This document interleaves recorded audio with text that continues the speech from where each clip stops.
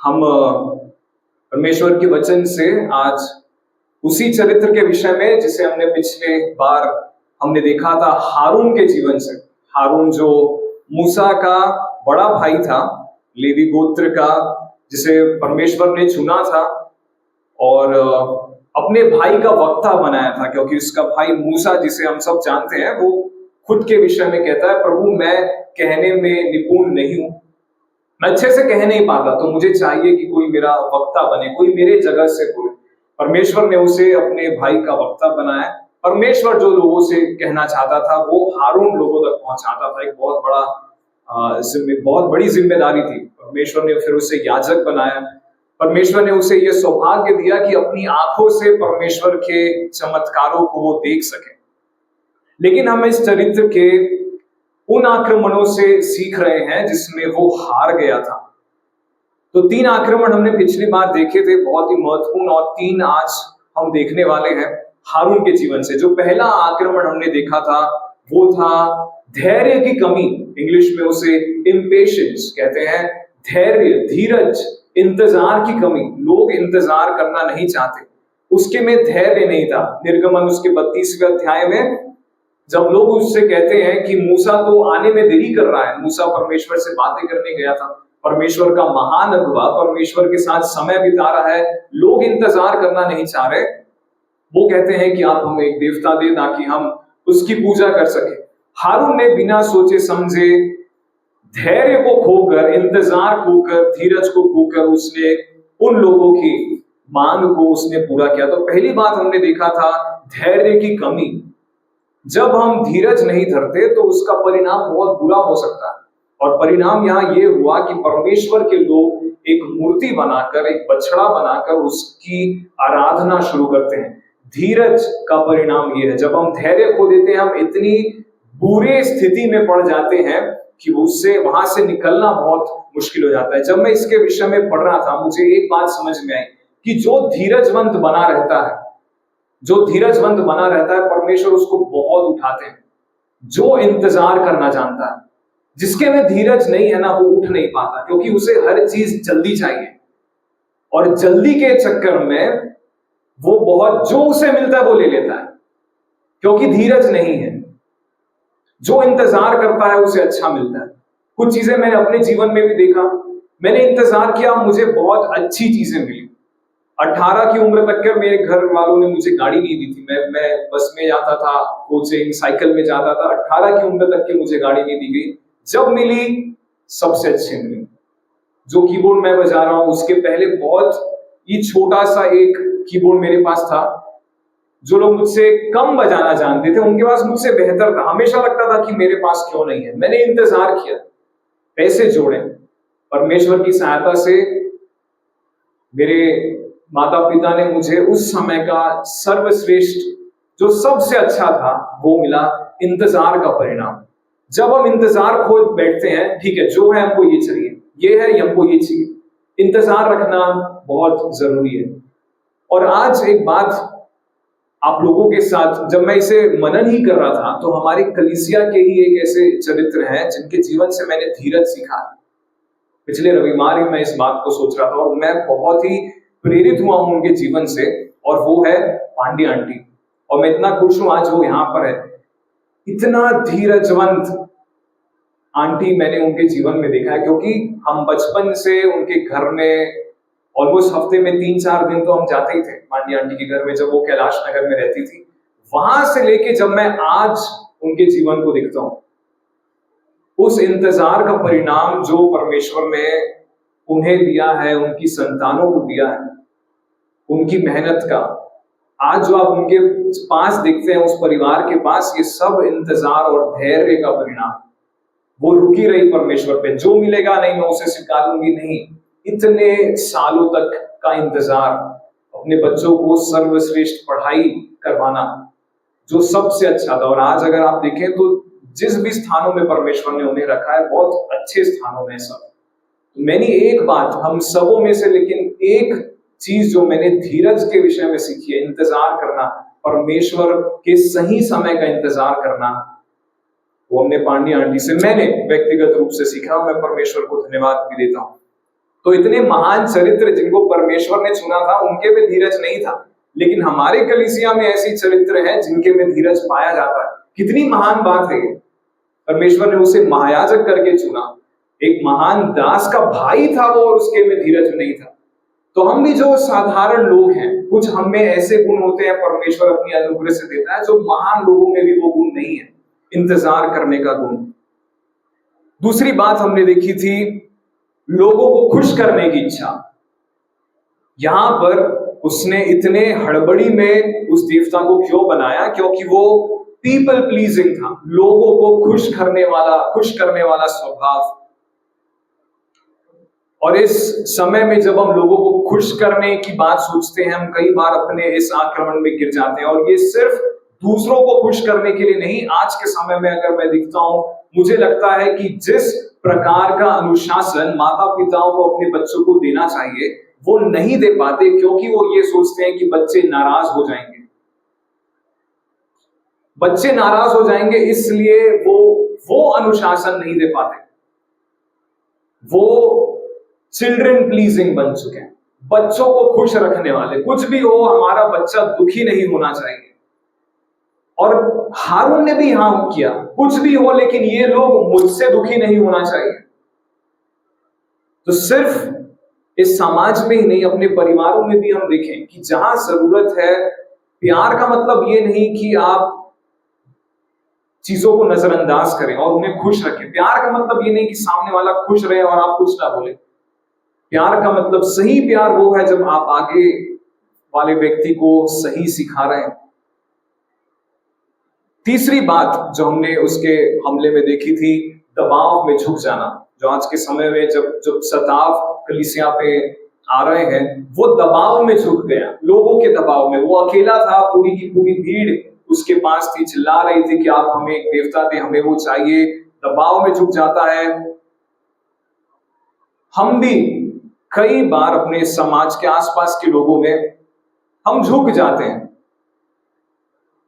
जवानों के जीवन में हम देखें, जो हमारे आसपास के दोस्त हैं वो कई बार हम पर दबाव डालते हैं कि इस चीज का इस्तेमाल करके देखो, बहुत अच्छी चीज है, इस चीज का सेवन करके देखो, यहां चल के देखते हैं कैसे लगता है, इनसे दोस्ती करके देखते हैं। वो दबाव हमेशा मुख्य रीति से जवानों पर रहता है। यहां पर भी हम देखते हैं कि वो अपने आसपास के लोगों के दबाव में आ जाता है। ये दबाव का सामना करना बहुत जरूरी है। एक समय था जब मैं भी जवान था, अभी भी जवान हूं, थोड़ा कमजोर हूं, लेकिन जब ऑलमोस्ट राजेश, सूरज, गुलेंद्र, इनके उम्र में मैं था और 16, 17, 18 की उम्र में मुझ पर यह दबाव था कि मैं जब कोचिंग के लिए, पढ़ाई के लिए जाता था, क्योंकि हम अच्छे स्कूल में पढ़ते थे, तो बच्चे भी अच्छे घर के आते थे और उनके पास कार होती थी, बाइक होती थी। कुछ लोगों के पास तो 3-3 बाइक, मतलब हफ्ते के हिसाब से एक हफ्ते में 2-3 बाइक लेके आते थे। और मैं साइकिल में जाता था, और साइकिल भी लगभग जहां मैं पढ़ने जाता था 50 मीटर दूर खड़े करके जाता था पैदल, कि मैं साइकिल में आया हूं ये नहीं पता चलना चाहिए किसी को। और फिर मैंने बार बार ये मांग की कि सबके पास गाड़ी है, मेरे पास नहीं है। मुझे कितनी बेइज्जती महसूस होती है कि सब गाड़ी में आ रहे हैं, मुझे पैदल जाना पड़ रहा है। और इसके कारण मैं घर से लगभग 3 बार भाग चुका हूं, 3 बार, क्योंकि मुझे गाड़ी नहीं मिल रही थी। जो लोग नए हैं इस बात को नहीं जानते, कुमार भैया, पांडे आंटी लोग बहुत अच्छे से जानते हैं। 3 बार, तीनों बार मुझे सेल्वम भैया, कुमार भैया, ये लोग मुझे पकड़ के वापस लेकर आए थे। फिर मैं पांडे आंटी के घर में रुकता था, यहाँ नहीं आता था, वहां रहता था, दिन भर खाना वहां खाता था, फिर घर पहुंचता था। दबाव आपको ये सारी चीजें करने लगाता है। तो ये दबाव को समझना, हमने तो गलती की और अपनी गलतियों से हम चाहेंगे कि हमारे जो जवान हैं उसे सीखे कि अब मुझे लगता है कि इंतजार करना अच्छा था, क्योंकि अब उन चीजों का मूल्य मालूम है। अगर आसानी से मिल जाती, मांगा और मिल गया, उसका मूल्य नहीं रहता। आज क्योंकि उसका मूल्य है, हम उसे साफ रखते हैं, धोकर रखते हैं, सही समय में सर्विसिंग कराते हैं, क्योंकि उसका मूल्य है हमारे जीवन में, हमने उसके लिए इंतजार किया था। आज जो हम उसके चौथे हमले से सीखने वाले हैं, 3 हमले हमने पिछली बार देखा था। आइए हम सब हारून के जीवन में चौथा हमला, निर्गमन उसका 32वां अध्याय और उसका 5वां पद, निर्गमन उसका 32वां अध्याय उसका 5वां पद, यह देख के हारून ने उसके आगे एक वेदी बनवाई और यह प्रचार किया, कल यहोवा के लिए पर्व होगा। जब वो दबाव में आया, उस समय जब मूसा वहां नहीं था, वो वहां उन लोगों का अगवा था। चौथा हमला जो हारून के जीवन में आता है, उसका हम शीर्षक दे सकते हैं कमजोर अगुवाई। हमारे जीवन में परमेश्वर हमें ऐसे परिस्थितियों में रखेगा जहां शायद प्रभु के दास वहां उपस्थित ना हो, उन्हें कार्य रहते हैं, वो बाहर हो, और वो हमें जिम्मेदारी दे कि जब हम यहाँ कलीसिया में नहीं है, हमें दूसरी कलीसियाओं में जाना है, आपको उन कलीसियाओं का नेतृत्व करना है, आप उस समय अगुवे रहेंगे। या वैसा ही हुआ, मूसा वहां पर नहीं था, लेकिन मूसा ने जिम्मेदारी दी थी, जब तक मैं नहीं आऊंगा आपको वहां उनकी अगुवाई करना है, उनका नेतृत्व करना है। लेकिन वो उस बात में कमजोर पड़ गया और उसके कारण पूरी की पूरी भीड़ अपने यहोवा परमेश्वर से मुंह फेर लेती है। क्यों? क्योंकि उसकी जो अगुवाई करने का गुण था वो कमजोर पड़ गया।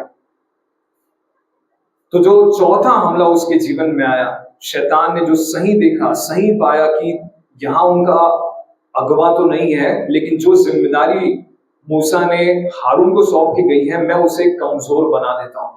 कमजोर अगुवाई।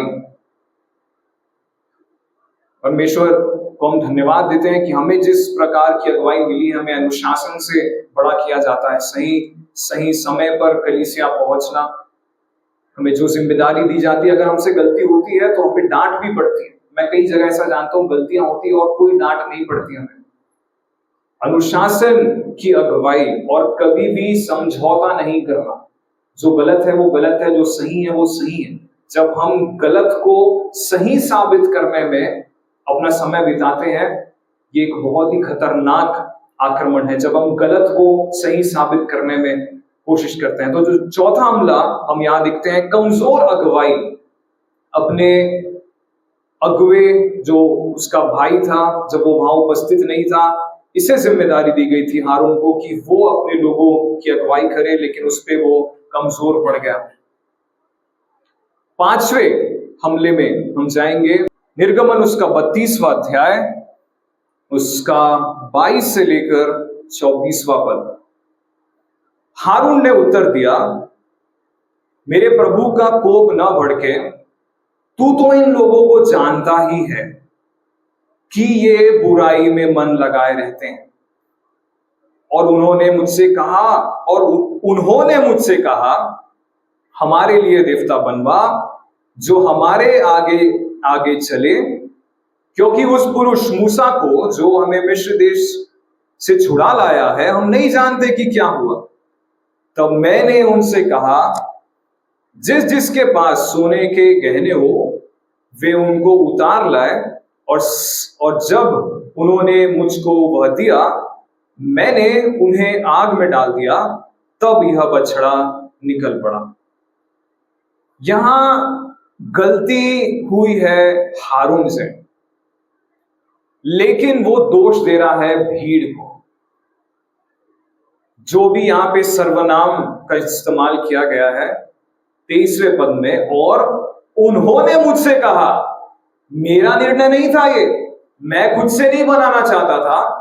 उन्होंने मुझसे कहा, क्या कहा? हमारे लिए देवता बनवा जो हमारे आगे आगे चले। उसके बाद 24वें पद में, जिस जिसके पास सोने के गहने हो वो उनके उतार लाए, और जब उन्होंने अपनी गलती नहीं मानना, और भीड़ के दोष है ये परमेश्वर के सामने प्रस्तुत करना। पांचवा हमला बहाने, बहाने और झूठ। और वो उसका झूठ यहां पर क्या था? वो बोल रहा है कि मैंने 24वें पद में, मैंने उन्हें आग में डाल दिया, तब यह बछड़ा निकल पड़ा। जादू। वो कह रहा है कि हमने नहीं बनाया, हमने तो उसको आग में डाला और वो बछड़ा बन गया। ऐसे ही कई बार बिना तर्क के बातें सुनने में, जैसे अभी हमें हंसी आ रही है, ऐसे कैसे संभव है आप किसी चीज को आग में डालें? जैसे अगर मैं इस फोन को आग में डाल दूं और उससे एक बछड़ा बन जाए, ये मैं परमेश्वर को बता रहा हूं। मनुष्य को भी बताऊं तो वो मुझे दवाई लेने कहेंगे कि भैया आपको बुखार है, लग रहा है आपकी तबीयत ठीक नहीं है, आइए हम आपको अस्पताल लेकर चलते हैं। लोग ही समझते हैं कि ये बेकार बातें हैं। ये परमेश्वर को कह रहा है, वो हमने आग में डाला उससे बछड़ा बन गया। तो जब हम गलती करते हैं और हमारी गलती पकड़ी जाती है, तब हम तर्क भूल जाते हैं, तर्क वितर्क भूल जाते हैं, क्योंकि हमें तो बचना है। हमने नहीं बनाया बछड़ा, हमने तो आग में डाला, आग से बछड़ा निकल गया। झूठ और बहाने, जब हमारी गलती पकड़ी जाए, हम निकलने के लिए क्या क्या बहाने बनाते हैं। हम निकलने के लिए भीड़ को दोष दे देते हैं। अगर मेरी गलती निकली, मैं बोलूंगा राजेश ने मेरे को कहा था, मैंने नहीं किया, राजेश ने मुझे बोला करने को, मैंने ऐसा किया था, वो अपने आप हो गया। ये अपने आप वाला शब्द बहुत सुनने मिलता है। जब मैं स्कूल में भी पढ़ाता हूं, तो अगर पंखा ढीला हो गया या एसी काम नहीं कर रहा है, कि ये बच्चे ही होते हैं, लेकिन जब उनसे पूछा जाए कि ये लाइट चल क्यों नहीं रही है, पंखा ढीला कैसे हो गया, अपने आप हो गया। ये कुर्सी जो यहां पे रहनी चाहिए, ये यहां नहीं है, पीछे हो गई, आगे हो गई। जब हम स्कूल जाते हैं तो सारे बेंच अपने अपने जगह में जमाए जाते हैं, लेकिन जब स्कूल खत्म होता है, सारे बेंच अपने अलग अलग जगह में रहते हैं, टेढ़े मेढ़े रहते हैं। अगर आप बच्चों से पूछें कैसे हुआ, अपने आप हो गया। जादू, परमेश्वर के सामने जादू दिखा रहा है। हमने आग में डाला, वहां से बछड़ा निकल गया। जब गलती पकड़ी जाती है, हम परमेश्वर के सामने क्या बहाने बनाते हैं। परमेश्वर हंसता है, रोता है कि ये मुझे मूर्ख बनाने की कोशिश कर रहा है। हारून के विषय में जब परमेश्वर इन बातों को सुन रहे होंगे, मैंने तेरे को महायाजक का दर्जा दिया, तेरे भाई का वक्ता बनाया, तू मुझे ये बोल रहा है कि आग में डालने से बछड़ा निकल गया। मैं कौन हूं मैं? परमेश्वर भी हमसे ये प्रश्न करते होंगे जब हम बिना तर्क वितर्क के बातें करते हैं। कई बार तो हम परमेश्वर के ओर से भी यही बात करते हैं, अपने आप हो गया। ये अपने आप कैसे होती कोई चीज? तो पांचवा हमला जो हम यहां देखते हैं, जब उस पर हमला हुआ, उसकी गलती पकड़ी गई, बहाने बनाता है, दोष देता है, झूठ बोलता है, लेट हो जाने का बहाना।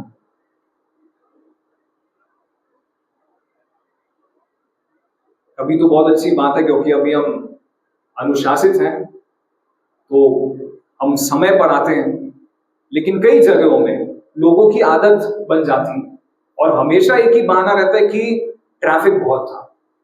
हर रविवार को ही टायर पंचर होता है, हर रविवार को ही पेट्रोल खत्म होता है, हर रविवार को ही तबीयत खराब होती है, हर रविवार को ही हमें कोई काम आ जाता है, रविवार को ही होता है।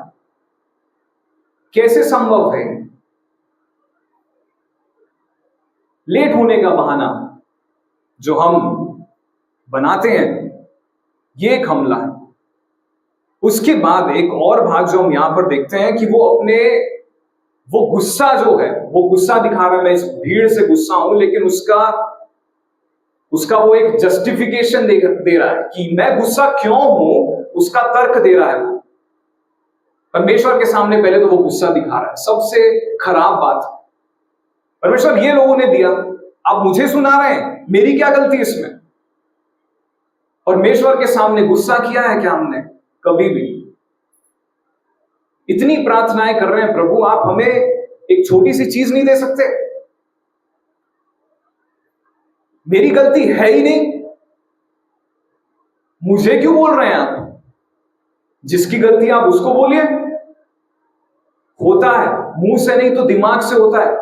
जब मेरी गलती है ही नहीं तो मैं क्यों मानूं? हारून यही बोल रहा है, परमेश्वर को गुस्सा दिखा रहा है वो, और फिर वो उसका जस्टिफिकेशन दे रहा है कि मैं गुस्सा हूं, लेकिन ये मेरी गलती नहीं है, ये भीड़ की गलती है, ये भीड़ ने मुझे उकसाया। मैं गुस्सा क्यों हूं? क्योंकि किसी ने मुझे उकसाया, वरना मैं गुस्सा नहीं होता। मैं तो बहुत शांत शांत व्यक्तित्व का आदमी, मुझे गुस्सा नहीं आता जब तक कोई दूसरा मुझे उकसाए ना। ये भीड़ ने मुझे उकसाया, इसलिए मुझे गुस्सा आया। बहाने, झूठ,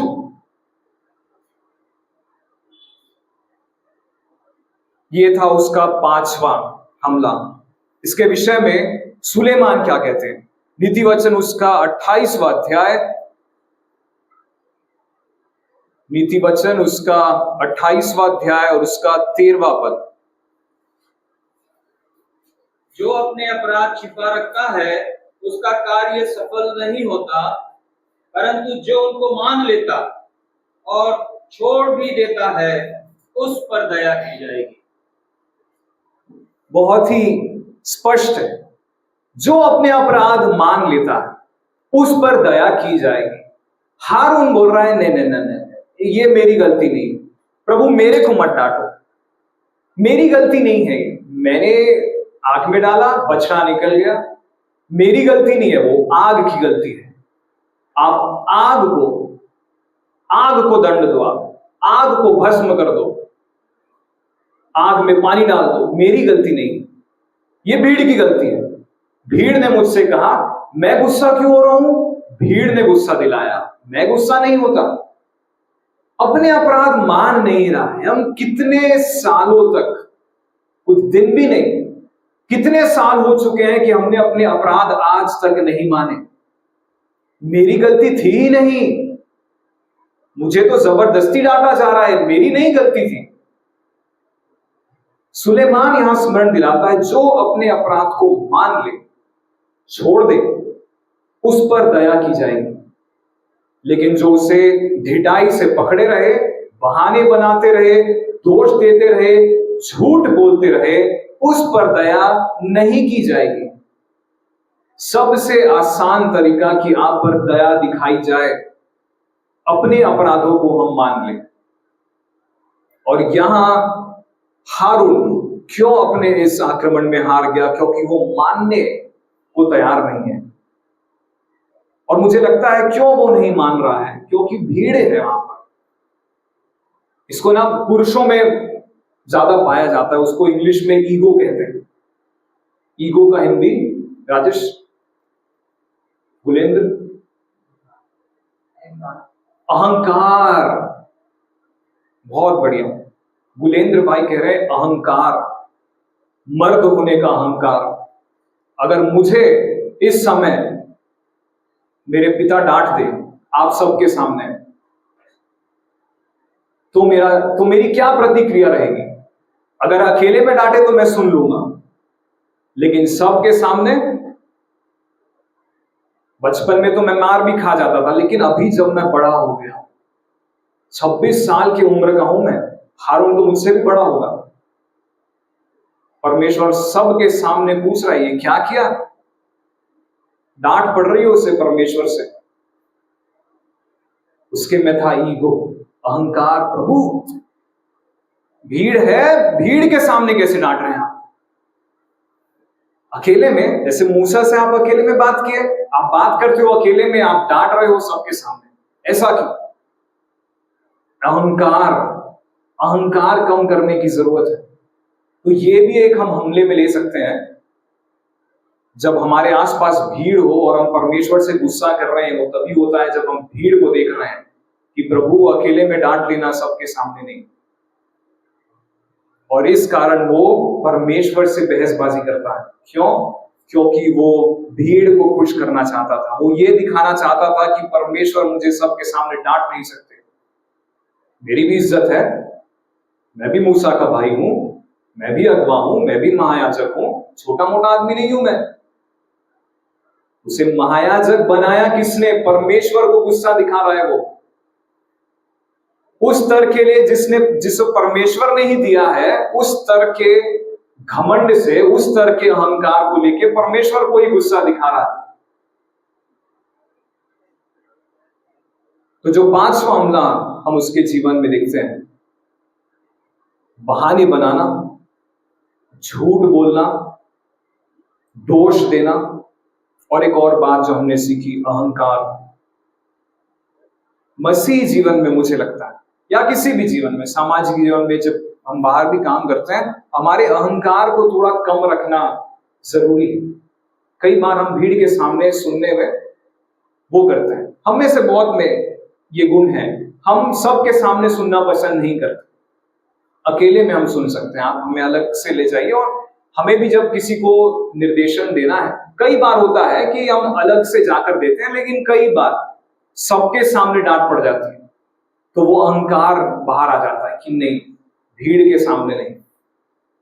और हारून भी इसे सह नहीं पाया जब उसे भीड़ के सामने परमेश्वर को उत्तर देना पड़ा कि वो क्या कर रहा है। तो ये था उसका पांचवा हमला। आखिरी हमले में हम आ चुके हैं, क्योंकि ये सारी चीजें हुई, धैर्य नहीं था, लोगों को खुश करना चाह रहा था, परमेश्वर के प्रति वो गुस्सा दिखा रहा है, बहसबाजी कर रहा है, झूठ बोल रहा है, बहाने बना रहा है। क्या होगा इससे? निर्गमन उसका 32वां अध्याय और उसका 25वां पद। हारून ने उन लोगों को ऐसा निरंकुश कर दिया कि वे अपने विरोधियों के बीच उपहास के योग्य हो गए। हारून ने उन लोगों को ऐसा निरंकुश कर दिया था कि वे अपने विरोधियों के बीच उपहास के योग्य हो गए। ये सारी बातें जब वो भीड़ देख रही थी, परमेश्वर और उसके दास के बीच में क्या बातें चल रही हैं। परमेश्वर और परमेश्वर के दास के बीच में क्या बातें होनी चाहिए और या क्या बातें हो रही हैं, इसे देखकर भीड़ जो है निरंकुश हो गई, निरुत्साहित हो गई, कोई जोश नहीं रहा। क्या प्रश्न है उनके जीवन में? जब परमेश्वर और उसके जन के बीच में ही कोई संबंध नहीं दिख रहा, तो हम अपना संबंध परमेश्वर से कैसे बनाए रखें? परमेश्वर ने जिस व्यक्ति को चुना है, उन दोनों के बीच में ही, इंग्लिश में कहते हैं कोऑर्डिनेशन, साथ में काम करने का गुण। परमेश्वर का दास ही परमेश्वर के साथ काम नहीं कर पा रहा है, परमेश्वर का दास ही परमेश्वर की आज्ञाएं नहीं मान पा रहा। हम कैसे करेंगे? हमसे कैसे होगा? और उन्होंने जब ये सोचा कि हम ऐसे कैसे कर पाएंगे, इतना पवित्र जीवन जो परमेश्वर के खुद का चुना हुआ दास नहीं जी सकता, हम कैसे जी पाएंगे? परमेश्वर का एक महान दास जो खुद ही पवित्र जीवन नहीं जी पा रहा है, हम ऐसा पवित्र जीवन कैसे जी पाएंगे? और छठवां हमला, जो आखिरी हमला हारून के जीवन में आया, वो है पवित्रता का गिरना। उसने भीड़ को दिखा दिया कि उसकी पवित्रता गिर चुकी है, उसने पवित्रता के साथ समझौता कर लिया। आज भी जब हम आराधना में आते हैं, कई बार हम अपने हाथों को उठाकर ऊंची आवाजों में आराधना तो करते हैं, लेकिन हमारे अंदर झूठ, गुस्सा, अशुद्ध बातें हमारे मनों में रहती हैं। हम पवित्रता के साथ समझौता कर रहे हैं।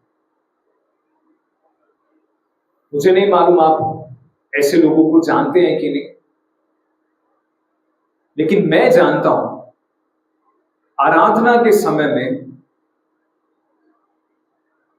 रोते हैं, गिड़गिड़ाते हैं, प्रभु की स्तुति करते हैं। ऐसे लगता है कि बहुत ही करीब है परमेश्वर के, लेकिन जैसे ही आराधना खत्म होती है और वो चर्च के बाहर निकलते हैं, पूरा व्यक्ति ही बदल जाता है। उनकी बातें कुछ भी वचन से संबंधित नहीं होती,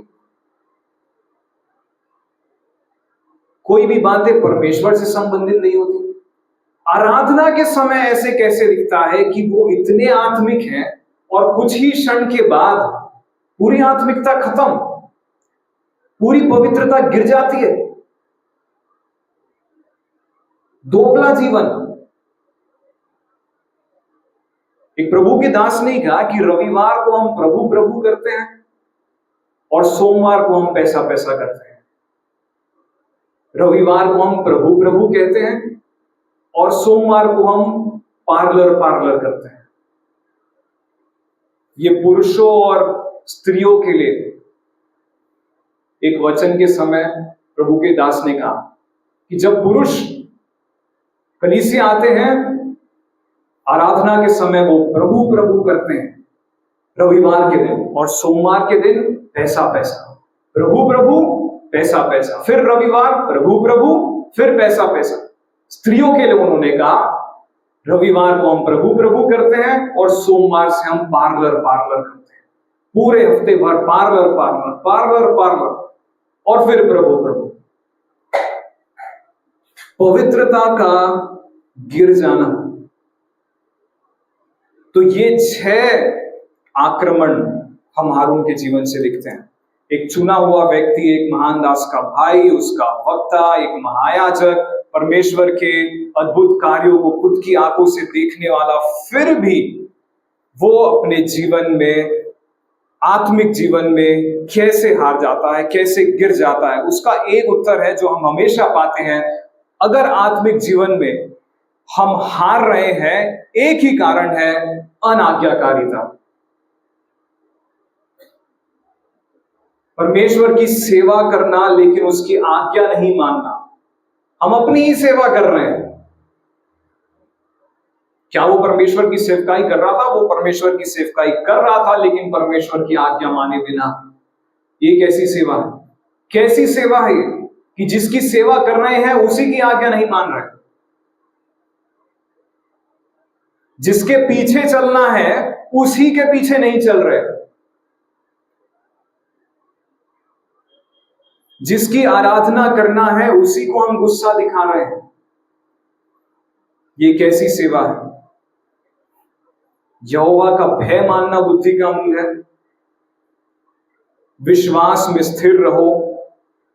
यदि हम अपने पापों को मान लें और आत्मा के अनुसार चलो, ये सारे पद हमारी सहायता करें कि हम अपने आत्मिक जीवन में निरंतर प्रयास करें कि हमारे बीच में ये प्रश्न बना रहे। आज हमारे बीच में सोने के बछड़े तो नहीं हैं, लेकिन हमारे बीच में कुछ ऐसी चीजें हैं जो सोने के बछड़ों का ही काम कर रहे हैं, जिसे हमने बनाया है, हम उसकी पूजा कर रहे हैं। बहुतों के लिए मोबाइल फोन है। मोबाइल तो फिर भी सोने के बछड़े से ज्यादा हानिकारक लगता है मुझे, अगर उसका गलत इस्तेमाल किया जाए। हारून के समय में सोने का बछड़ा था जो उसने बनाया, लोगों के दबाव में आकर। हमारे लिए ये प्रश्न है, हम सबों के लिए, कि हमारे जीवन में वो सोने का बछड़ा क्या है, वो कैसे बन गया, और उसे तोड़ना जरूरी है। हमें हमारे जीवन के सोने के बछड़ों को तोड़ना जरूरी है। परमेश्वर हमारी सहायता करे कि हारून के इस जीवन से, उसके जीवन में आए गए आक्रमणों से, और जो सीख हमने लिया है, हम उसे समझकर, बूझकर परमेश्वर के लिए एक भावता हुआ जीवन जी पाए। परमेश्वर के इस वचन के लिए हम धन्यवाद देते हैं। परमेश्वर के बड़े नाम की स्तुति हो। आप सबको जय मसीह।